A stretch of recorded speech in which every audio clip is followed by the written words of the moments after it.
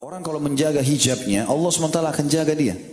Kalau masih ingat juga pernah saya ceritakan kisah seorang anak muda ya, yang suka hadir di pengajian di Masjid Nabawi dalam kisah nyata di Madinah. Itu gara-gara terkenal suka sekali menjaga hijab dia. Terkomat sekali gitu. Ya. Ada beberapa kisah seperti mirip ini ya. Tapi ini yang pertama, itu sampai akhirnya dia pulang dari Masjid Nabawi. Orang tuanya, biasanya kakak atau orang tuanya jemput, sekarang tidak bisa. Maka dia terpaksa naik taksi. Dengan hikmah Allah SWT, padahal dia pakai cadar tertutup. Rupanya supir taksi ini niat jahat, dibawa kepada padang pasir. Ya, dia juga mau teriak nggak bisa. Akhirnya intinya sudah sampai di padang pasir. Lalu dia berdoa kepada Allah SWT. Saya mengatakan, ya Allah, Engkau tahu aku sudah menjaga hijabku ini, ya, agar aku bisa menjaga kemuliaan, tidak disentuh kecuali oleh suamiku. Dan laki-laki ini niat jahat. Dikunci semua pintu di padang pasir, dia sudah niat untuk menyerang si perempuan ini. Dia bilang tiba-tiba subhanallah dari kejauhan ada kedipan lampu mobil, gitu kan. Terus tiba-tiba supir taksi ini ketakutan, dia keluar dari mobil, ternyata begitu dekat dia bilang, perempuan ini bilang, saya lihat mobil orang tua saya, ayah saya.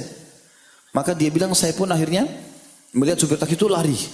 Lalu saya buka pintu, saya turun dari mobil tersebut, lalu tiba-tiba ayah saya turun lalu mengatakan, masuklah ke mobil.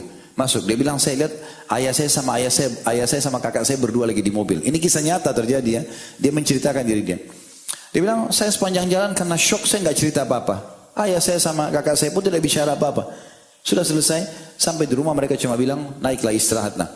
Dia bilang begitu saya naik ke atas, saya bel apartemen tempat saya tinggal, begitu dibuka, tiba-tiba saya lemas dan akhirnya pingsan perempuan ini. Kenapa?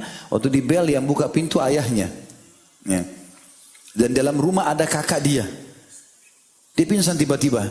Disadarin segala begitu, sadar langsung dia tanya. Dia bilang, ayah, kakak tadi, kalian jemput saya enggak? Enggak, kami enggak pernah jemput. Tadi kan sudah kami bilang, kami enggak bisa jemput.